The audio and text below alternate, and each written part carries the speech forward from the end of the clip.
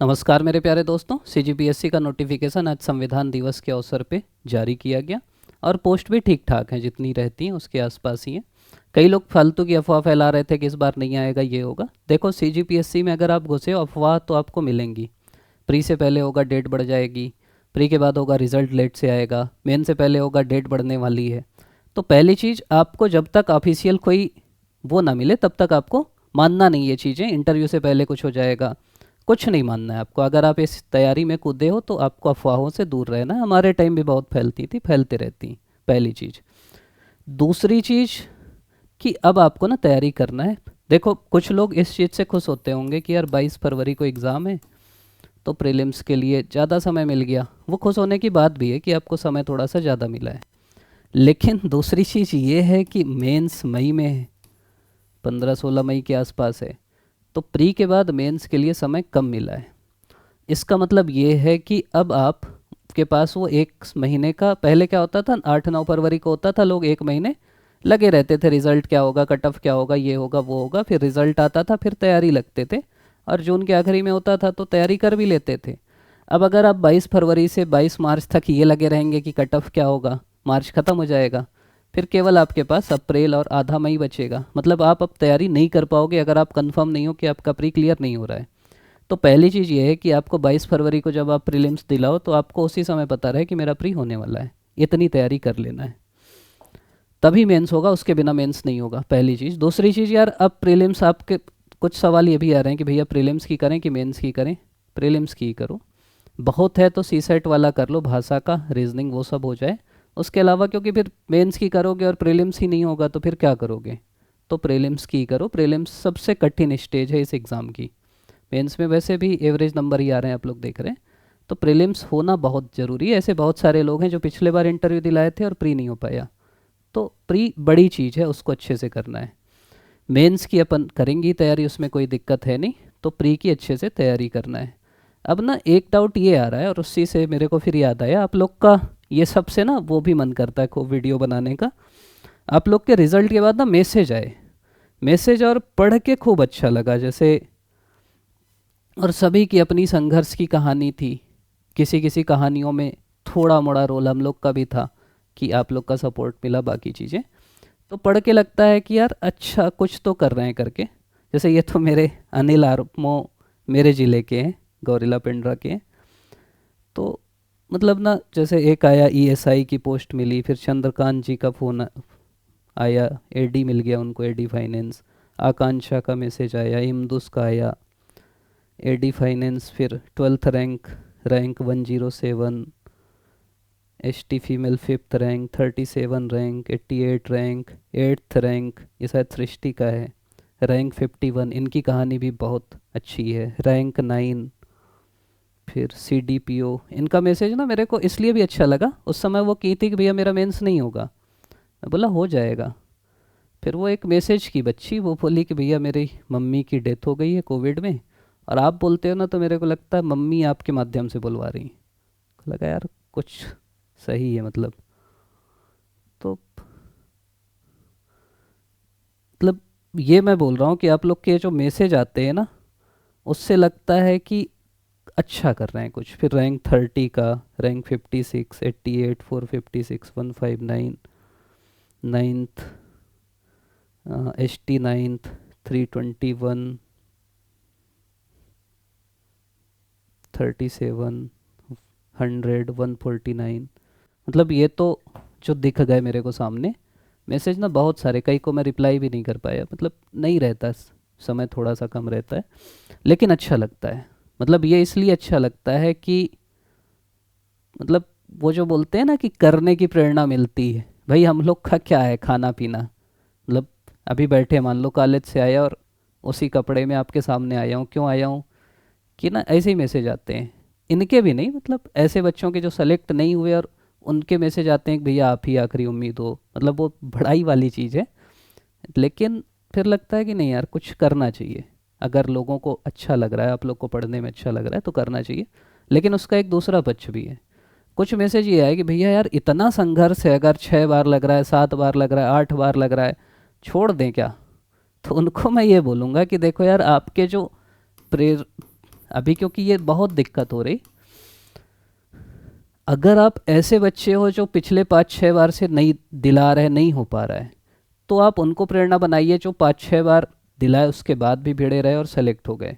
लेकिन अगर आप ऐसे बच्चे हो जो अभी आए हो इस एग्ज़ाम में और आपको निकालना है, तो आप ऐसे लोगों को प्रेरणा बनाइए जो पहले अटेम्प्ट में निकाल लिए, दूसरे अटेम्प्ट में निकाल लिए। ऐसे भी बहुत सारे लोग हैं, आप उनसे प्रेरित हो। मतलब अगर आप उनसे प्रेरित होने लगे ना, तो फिर आप प्रेरित नहीं होगे, फिर आपको थोड़ा सा प्रेरणा कम मिलेगी कि यार इतनी मेहनत है, ये चीज़ है, वो चीज़ है। तो अगली चीज़ ये है कि आपको अपने को देख के आप किस स्थिति में हो, कैसी स्थिति में हो, वहाँ से आपको अपना मोटिवेशन खोजना है। ऐसे बहुत सारे बच्चे सही में हैं जो 5-6 अटेम्प्ट से लगे हुए हैं। मैं भी इंटरव्यू वाला देख रहा था, एक 12 बार इंटरव्यू दिला चुके हैं वो, किसी पोस्ट में भी 12 बार दिला चुके हैं। तो सोचो उनके लिए वो प्रेरणा हो सकते हैं। लेकिन कोई है जो अभी आया है, फ्रेशर है, उनको 12 बार वालों को प्रेरणा नहीं लेना है, उनको लेना है जो एक बार में ले लिए। एक बार प्री दिला, एक बार मेंस दिला, हो गया, उनसे प्रेरित हो। तो मेन चीज़ ये है, आप नीर सर से प्रेरित हो सकते हो भाई, वो पहले बार में मेंस इंटरव्यू करके निकाल लिए, टॉप कर दिए। तो मतलब जिनसे अपने को देखो आप किस स्थिति में हो, अपने जैसा कोई खोजो जो टॉपर है, उससे प्रेरित हो, मैं ये बोल रहा हूँ, पहली चीज़। दूसरी चीज़, किसी भी चीज़ में पॉजिटिव खोजो। आप ये देखो कि भाई भिड़े रहने वाले का ऐसा नहीं होता कि नहीं होता, अगर आप लगातार भिड़े हो तो आपका होगा। ये दिखा रहा है इस बार का रिजल्ट ना, हर टॉपर की अपनी कहानी। मतलब देखते हैं, अभी सब व्यस्त हैं टॉपर लोग इधर उधर, हो जाएंगे तो मैं फिर कोशिश करूँगा उनकी कहानी सभी की सुनने की, कि भाई सबकी अलग अलग कहानी पढ़ो ना, तो लगता है यार गजब है, मतलब गजब बंदा है। तो इस बार ये दिखा रहा है, मतलब ये फिर पीएससी का भी समझाता है कि पीएससी सही चल रही, क्योंकि जो इतनी मेहनत कर रहा है उसका सिलेक्शन हो रहा है। तो वो चीज़ें भी आपको ध्यान रखना है। वही मैं बोल रहा हूँ कि आपकी जो प्रेरणा है, आपका जो मोटिवेशन है, आपको अपना पॉजिटिव लेना है, डीमोटिवेट नहीं होना है कि यार इतना टाइम लगता है। या जिनका 6 बार हो गया वो उनसे प्रेरणा ले रहे हैं जो फर्स्ट अटेम्प्ट में निकाल लिए, कि फिर वो बोले कि यार फर्स्ट में ही होता है, अब तो नहीं होता। तो ये चीज़ ध्यान रखना। थोड़ा सा रणनीति की बात कर लें तो यार, सबसे पहले तो ना, हाँ एक तो बेसिक चीज़ है, फॉर्म भर देना, चालू जैसे ही होगा भर देना, आखिरी डेट का इंतज़ार मत करना। सेंटर इंटर देख लेना, फिर वो घट जाता है, फालतू परेशान हो गए। बिलासपुर में रहते हो, भाटापारा सेंटर लेना पड़ेगा, बलौदा बाज़ार लेना पड़ेगा, क्या मतलब उसका। पहली चीज़ ये। दूसरी चीज़, जॉब आप में हो तो एक आवेदन लिख दो, उसकी पावती रख लो एनओसी की। आप देख लो आप किस चीज़ में पात्र हो, सही जानकारी भरो, गलत मत भरो, इंटरव्यू के समय बहुत दिक्कत होती है। फिर आप नहीं भरोगे ना कि मैं पीजी हूँ, और पीजी से फिर सवाल पूछ लिए या कुछ भी है, फिर वो बोलते हैं भैया मैं तो पीजी किया लेकिन भरा नहीं है, वो गैप ईयर पूछेंगे। तो गलत क्यों भरना, जो सही है वो भर दो। तो एक चीज़ ये भी, मतलब ऐसी ऐसी दिक्कतें आती हैं। मैं बताया भी था शायद कि एक बच्ची है, बच्ची क्या मेरे से सीनियर ही होंगी, वो फर्स्ट मतलब उसमें है, समझ लीजिए वर्ग 1 टीचर। अब वर्ग 1 बनने के लिए आपके पास पीजी होना चाहिए, वो जब फॉर्म भरी तो पीजी नहीं भरी। अब इंटरव्यूअर नहीं पूछेगा कि तुम वर्ग 1 टीचर हो तो पीजी कैसे नहीं है तुम्हारा, फिर कुछ भी बोलोगे तो बोलेंगे फिर तुम झूठ भरे। वो इसलिए नहीं भरी कि इंटरव्यू में पीजी सवाल ना पूछे, अब तो और खतरनाक सवाल आएगा। तो वो चीज़ें आपको ध्यान रखना है। ऐसी चीज़, अब आप पीजी डीसीए भरे, उसका कोई मतलब नहीं, आपको कुछ नहीं पता, आप खरीद के लिए वो डिग्री, वो छोड़ दो तो चलेगा, मतलब चलेगा बोल रहा हूँ ऐसे। लेकिन वो मत छोड़ना जो आपकी बेसिक डिग्री है, उसमें दिक्कत होगी। गलत भी मत भरना, विषय में कुछ भी उल्टा पुल्टा भरते हैं, फिर इंटरव्यू में सब फंसता है बात। वहाँ पे फिर वो बोलेंगे कि यार यूनिवर्सिटी लिखा है और तुम कॉलेज का नाम भर दिए हो। तो अच्छे से भरना फॉर्म, छोटा सा फॉर्म है, कोई बड़ा फॉर्म है भी नहीं, तो बढ़िया से भरना, अच्छे से भरना। रणनीति की बात मैं करूँगा यार, समय है तो सबसे पहले ना एक अपना टाइम टेबल बना लो कि कैसे कैसे मेरे को आगे बढ़ना है। इसके लिए एक हम लोग प्लानर भी डाल लेते हैं, टेलीग्राम चैनल में होगा प्लानर। इसके हिसाब से आप नहीं भी चल सकते ना, तो इससे एक आइडिया ले लो कि यार इस विषय में ये टॉपिक पढ़ना है।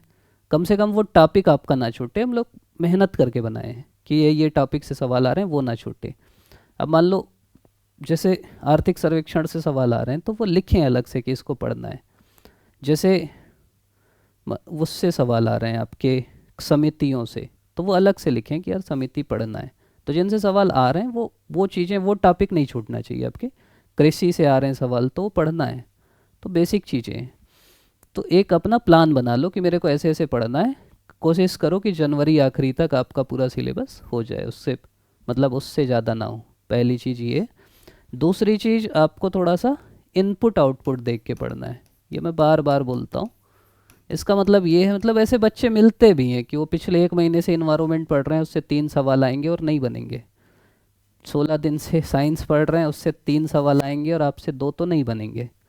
तो आपको ये देखना है कि कौन से टॉपिक को मैं पढ़ूंगा उससे सवाल ज़्यादा आएंगे, कौन से। पहले तो पेपर देखो, पेपर 1 और पेपर 2। 1 2 का मतलब है कि पहले तो सी सेट देखो कि भाई इसको अगर आपका वीक है तो थोड़ा सा समय दो, खासकर भाषा को दे दो। हिंदी छत्तीसगढ़ी पढ़ लो, वो मेंस में भी काम आएगी। पिछले 10 12 साल जो भी हुए हैं वो निकाल लो। अब पेपर 1 में भी बांट लो कि भाई इंडियन जीएस है और छत्तीसगढ़ जीएस है। तो छत्तीसगढ़ को इग्नोर मत करो, मैं बार बार बोल रहा हूँ। छत्तीसगढ़ के 50 सवाल आएंगे, 35 40 आपकी रेंज में आएंगे, आप छोड़ोगे तो फंस जाओगे। तो छत्तीसगढ़ को उतना ही समय दो जितना इंडियन जीएस को दे रहे हैं। छत्तीसगढ़ को अच्छे से पढ़ना है। अब इंडियन जीएस आ जाओ। इंडियन जीएस में भी हिस्ट्री है, जैसे आपका हिस्ट्री नहीं छोड़ना है यार। 12 13 सवाल आ रहे हैं हम लोग के। वीडियो होगा, देख लेना, पिछले 5 6 साल का एनालिसिस है। हर साल 12 13 सवाल आ रहे हैं, आप कैसे छोड़ सकते हो। फिर करंट है, करंट से भी 12 13 सवाल आ रहे हैं एवरेज। फिर पॉलिटी है, पॉलिटी से भी एवरेज 10 सवाल आ रहे हैं। अब जोड़ो इनको, 12 दूनी 24, 10 34, 50 में 34 सवाल यहीं से हैं, तो इनको कैसे छोड़ोगे। फिर इंडियन जियोग्राफी जोड़ लो, उससे करीब 6 7 सवाल आ रहे हैं, तो 40। तो आपका इंडियन जीएस से इतिहास, संविधान, करंट अफेयर और भूगोल, इनसे 40 सवाल आ रहे हैं। अब इनको अगर आप छोड़े तो फंस जाओगे। तो आपको ना फोकस करना है कि किन से सवाल आ रहे हैं, और ये ट्रेंड है। फिर आप देखो कि यार इन्वायरमेंट को थोड़ा सा ध्यान देना है, किससे सवाल आ रहे हैं, किन टॉपिक से आ रहे हैं। वो पूरा पीडीएफ पड़ा है, हम लोग डाल दिए टेलीग्राम में, वीडियो भी है। उससे एक बार आप समझो और उसी से सवाल आ रहा है। मतलब इसके लिए मैं ये बोलूँगा कि आप अभी वाला मत देखो, आप पिछले प्रीलिम्स से पहले जो वीडियो डाला था वो देखो, फिर पिछले प्रीलिम्स का पेपर देखो। आपको समझ में आ जाएगा कि उस वीडियो की वैल्यू कितनी है या एनालिसिस की वैल्यू कितनी है। और वो आप लोग के पास समय कम रहता है, इसलिए कर रहे हैं हम लोग। तो उस हिसाब से आपको पढ़ना है। फिर विषय के अंदर भी, अब इतिहास में घुसे तो इतिहास में देखो किस टॉपिक से सवाल ज़्यादा आ रहे हैं, उसको आपको ज़्यादा पढ़ना है। पॉलिटी किस टॉपिक से ज़्यादा सवाल आ रहे हैं, उसको ज़्यादा पढ़ना है। देखो इस एग्ज़ाम में ना ये नहीं है कि आप कितना पढ़ते हो। इस एग्ज़ाम में वो जीतता है जो रणनीति से पढ़ता है, तो रणनीति से पढ़ना है। अगली चीज़, बुक लिस्ट ना सीमित रखना, बहुत ज़्यादा मत पढ़ना। खासकर अभी ये भी आ गई वो भी आ गई, मत करना है सब। जो बेसिक बुक हैं, जहाँ से जैसे छत्तीसगढ़ में राम कुमार बिहार सवाल आ रहे हैं, या टीके वैष्णव से आ रहे हैं, या एल एन वर्मा से आ रहे हैं, तो वो एक बार देख लेना। क्योंकि वो आ रहे हैं सवाल, मान लो इस बार उसी से आ गए 25 30 सवाल, क्या कर लोगे आप। तो वो देखना ज़रूरी है। देखो राम कुमार बिहार का तो हम लोग पूरा ख़त्म ही कर दिए। आप लोग जाइएगा देखिएगा, राम कुमार बिहार पूरी हो गई है, तो वो आराम से पढ़िए। बाकी जो 2 बुक हैं वो भी कोशिश करते हैं कि जल्दी अगले 10 15 दिन में हो जाए, एल एन वर्मा और टीके वैष्णव। तो मतलब वो मेहनत आपकी कर देते हैं। एक बार देख लेना, कहानी है, इसी बहाने इतिहास भी याद हो जाएगा। सोते सोते देख लो, रात को देख लो। बुक लिस्ट लेकिन सीमित रखो, और जो रखो उसी को बार बार रिवीजन करो। इसका बुक लिस्ट का तो वीडियो डाल भी दिए थे, देख लेना। ये हाँ, एक चैनल एक और है हम लोग का, श्रीजी एकेडमी करके। इसमें मतलब अभी इसको बनाने का उद्देश्य यही था कि नए नए लोग और जुड़ें जो पढ़ाना चाहते हैं। तो इस चैनल में जाइएगा। इसमें जैसे छत्तीसगढ़ का भूगोल पूरा हो गया है, छत्तीसगढ़ का इतिहास पूरा हो गया है, भारत का इतिहास हो गया है, भारत का भूगोल करीब करीब हो रहा है। तो जितने भी प्रीलिम से रिलेटेड टॉपिक हैं वो सब आपको यहाँ मिल जाएंगे, तो आप वहाँ से कर सकते हैं। तो रिवीजन की है, आपको बार बार पढ़ना है। कम से कम प्रीलिम से पहले हर एक चीज़ को 3 बार पढ़ के जाना है। उतना नहीं पढ़े तो आपका नहीं होगा। प्लानर भी हम लोग उसी हिसाब से बनाए कि वैसा आप पढ़ो। उसके बाद फिर प्रैक्टिस करना है। प्रैक्टिस के लिए टेस्ट सीरीज़ आप दिला सकते हो, जो भी दिला रहे आप उसको अच्छे से दिलाइए। एक श्रीजी एकेडमी की भी टेस्ट सीरीज़ है और कई टेस्ट सीरीज़ हैं, जो मन है वो दिलाइए। लेकिन टेस्ट सीरीज़ दिलाने के बाद उसका एनालिसिस करिए। मैं ये बोलूँगा 2 घंटे दिलाने से कुछ नहीं होता। आप ये देखो ये सवाल क्यों गलत हुआ, उसमें क्या कर सकते हैं, वो चीज़ें आपको करना है। वही मैं इन लोग को बोल भी रहा था कि वो इन लोग डेवलप भी कर रहे हैं, हो सकता है आ जाए आपके सामने वीडियो, कि आपको टेस्ट दिलाने के बाद ना, जैसा यूपीएससी में होता है कि आपको पता लग जाए कि हिस्ट्री में आपका मराठा कमज़ोर है, आपका हिस्ट्री में कल्चुरी कमज़ोर है, हिस्ट्री में प्रागैतिहासिक काल कमज़ोर है, तो वो आप फिर से पढ़ो, मतलब जो आपके कमज़ोर हैं उनको स्ट्रांग बनाओ। तो वो टेस्ट सीरीज़ का मतलब होता है, और वो चीज़ें आपकी एनालिसिस रहे, उसका वर्णन रहे, वो आप अच्छे से पढ़ पाओ। टेस्ट सीरीज़ हम लोग कोशिश करेंगे कि उसका पीडीएफ डाल देंगे ग्रुप में, तो जो नई भी लिए हैं बाकी चीज़ें भी हैं वो वहाँ से ले सकते हैं। इनको मैं ये भी बोला हूँ कि साथ में जो भी ई बुक है वो टेस्ट सीरीज़ के साथ दे दो। और टेस्ट सीरीज़ अगर कोई नहीं ले सकता, एक चीज़ और है, अगर नहीं ले सकता तो नंबर हम लोग डाले ही दिए, या टेलीग्राम ग्रुप में आप अपना मैसेज कर देना कि भैया ऐसी ऐसी हैं, ऐसे लोग, कई लोग को हम लोग दिए भी हैं, अगर आपको दिक्कत है तो टीम दे देगी, मतलब ऐसी कोई दिक्कत नहीं है। अगर आप एफर्ट नहीं कर सकते आप बिल्कुल ले लीजिए। तो आपको प्रैक्टिस करना है। अगली चीज़ है प्रीवियस ईयर क्वेश्चन। आपको ये करना पड़ेगा, जो पिछले साल के सवाल है ना वो पढ़ना पड़ेगा, उससे आपको ट्रेंड समझ में आएगा। जो एनालिसिस है ना उसी से है कि भाई इस टॉपिक से ये सवाल आ रहे हैं, ऐसे आ रहे हैं, उसको और पढ़ना है, ये चीज़ को और पढ़ना है, इसको अंदर घुस के पढ़ना है, इससे ज़्यादा सवाल आते हैं, इससे कम आते हैं, इससे सतही सवाल आते हैं, इकोनॉमिक्स से जीडीपी ज़्यादा आता है, वो आपको प्रीवियस ईयर क्वेश्चन से मिलेगा। इसका भी आपको पिछले प्रीलिम से पहले और उसके प्रीलिम से पहले भी, उसके पिछले प्रीलिम से पहले भी बहुत सारे वीडियो हैं इसी चैनल में, आप जाइएगा, थोड़ा मेहनत लगेगी, या प्लेलिस्ट में भी शायद होंगे। अब प्रीवियस ईयर क्वेश्चन ना टॉपिक वाइज हैं, अब वो मतलब डिजिटल बोर्ड में शायद नहीं होंगे, कुछ टैबलेट में होंगे, लेकिन मज़ा आएगा आपको। अभी जो बहुत सारे लोग सेलेक्ट हुए बताए कि भैया उससे बहुत हेल्प मिली, तो वो देखिएगा, मतलब इस चैनल में है और कहीं है, जहाँ से भी आप खुद कर सकते हो, खुद से करिए, लेकिन प्रीवियस ईयर क्वेश्चन से सीधे सवाल रिपीट होते हैं, वो भी आपको करना है। तो बेसिकली आपको क्या करना है कि एक टाइम टेबल बनाना है, और ये जो लाइन है ना कंसिस्टेंसी, लगातार भिड़े रहना, लगातार पढ़ते रहना है, कछुए जैसे बढ़ते रहना है। आपको ये नहीं करना है कि अभी फूल गए, सुने, नोटिफिकेशन आया, एक हफ्ते पढ़े, फिर 4 दिन रेस्ट किए। रोज़ पढ़ना है, धीरे धीरे पढ़ना है, खूब पढ़ना है। अगर आप लगातार मेहनत करोगे तो अगले जो समय आपके पास है, पूरा दिसंबर है, जनवरी है, फरवरी आधा है, बहुत समय होता है प्रीलिम्स निकालने के लिए, तो आपको भिड़ के पढ़ना, अच्छे से पढ़ना है। और हम लोग तो हैं ही, आपको और भी जो भी लगता है, मतलब देखो हम लोग तो लोकतांत्रिक लोग हैं, मतलब पॉलिटिकल साइंस पढ़ाता हूँ मैं, लोकतंत्र पढ़ाता हूँ उसमें। तो आपकी जो भी डिमांड है कमेंट में लिख दीजिएगा कि भैया इस पे वीडियो, जैसे जनमन का आया था खूब, फिर जनमन का बना दिए। अब उसमें खूब आया कि भैया और बनाइए, तो मैं दूसरी जनमन भी निकाल लिया था, हाईलाइट कर लिया हूँ। तो वो चीज़ें हम लोग करते रहेंगे, मतलब जो आपकी डिमांड है। जैसे फसल वाला आया था कि भैया याद ही नहीं होता फसल और उत्पादक राज्य, तो याद कैसे करें, उसको थोड़ा सा बना दिए। तो जो आपकी डिमांड है आप बिल्कुल कमेंट में लिखा करिए, उसको हम लोग कोशिश करेंगे कि पूरा करें। एक चीज़ और है कि अपना शारीरिक स्वास्थ्य ठीक रखो, सुबह दौड़ो, घूमो, टहलो, जो कर सकते हो, योग करो, ध्यान करो। मानसिक स्वास्थ्य ठीक रखो, डिप्रेशन डिप्रेशन में नहीं जाना यार। डिप्रेशन क्यों ले रहे हैं, मतलब बहुत लोड मत लो अपने ऊपर, क्योंकि आगे फिर धीरे धीरे वो हावी हो जाएगा। आराम से रहो, चिल रहो, जो होगा अच्छा होगा, सब बढ़िया होगा। मतलब मेन हम लोग ना डरते रहते हैं, ये क्या सोचेगा, वो क्या सोचेगा, कुछ नहीं होता भाई, मतलब कुछ नहीं है इस जीवन में। मतलब इसलिए आप जो कर सकते हो अपना 100% दो, सफल जरूर होगे। सबको डिप्रेशन होता है, सफलता आएगी, और बढ़िया से तैयारी करो। और कोई भी दिक्कत है तो बिल्कुल आप लोग बताइएगा। आप लोग अभी तक देख रहे हैं उसके लिए बहुत बहुत धन्यवाद, और एग्ज़ाम के लिए आप सभी को ऑल द बेस्ट।